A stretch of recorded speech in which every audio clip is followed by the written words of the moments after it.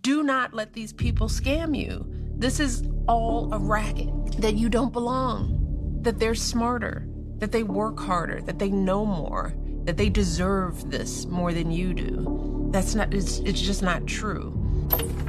I grew up, fortunately in a predominantly Black neighborhood after white flight happened. Everyone assumed I was smart, right? I grew up as the salutatorian in my grammar school. I went to a top high school. I had the fortune of growing up in a validating Black environment.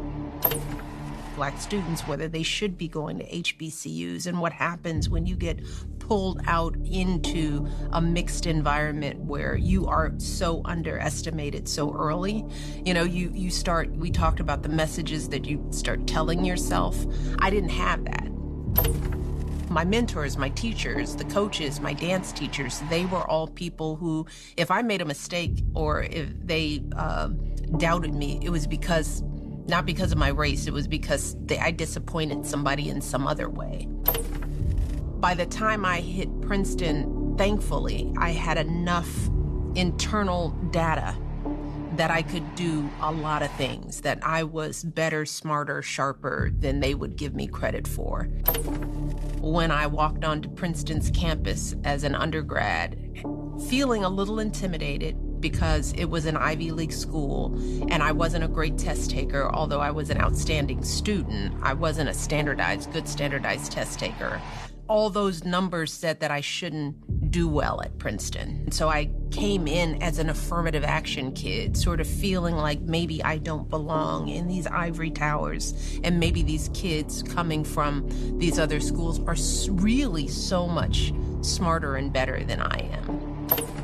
And I looked around and I was like, oh my God, well, there's all kinds of affirmative action that never talk about. There's wealth and legacy.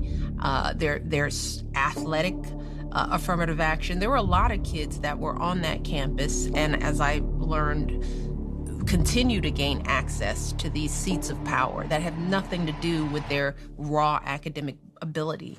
There are a lot of bright kids who go to these schools, but there are a lot of bright kids whose parents get them into these schools. I came out of my first semester with straight A's. I was like, well, what are you talking about? Who are you? Why are you trying to mess with my head in this way when you guys you're not even working as hard as me? But it was infuriating, but it was freeing, because I was like, I get it now. You're just trying to